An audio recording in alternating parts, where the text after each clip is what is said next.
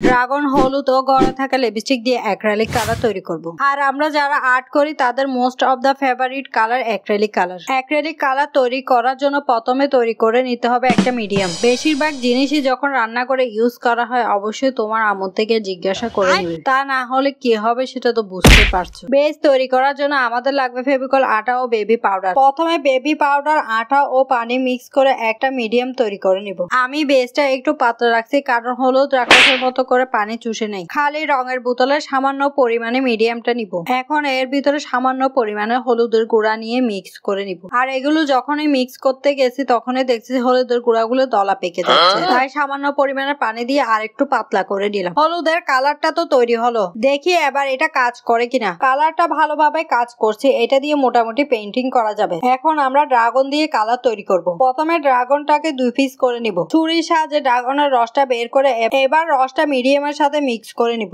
আমাদের সেকেন্ড কালারটাও তৈরি হয়ে গেল, এটাও কিন্তু হলুদের কালারের মতো কাজ করতেছে। সবার শেষে লিপস্টিক দিয়ে কালারটা তৈরি করব। প্রথমে লিপস্টিক গুলো একটা প্লেটে নিয়ে ব্লেন্ড করে নিব। এরপরে পাউডার ও আটা দিয়ে যখন মিক্স করতে গেছিলাম তখনই দেখি কালার গুলো দলা পেকে যাচ্ছে। আমি যখন আরো পানি দিয়ে মিক্স করতে গেছি এটা তো কালার তৈরি হয় নাই, অনেক বড় একটা অকাম হয়ে গেছে, সবগুলো দলা পেকে গেছে। আর আমি সবাইকে একটা অ্যাডভাইস দিব, এভাবে কালার তৈরি না করে 200 থেকে 250 টাকা দামের পোস্টার কালার কিনে পেন্টিং শুরু করতে পারো।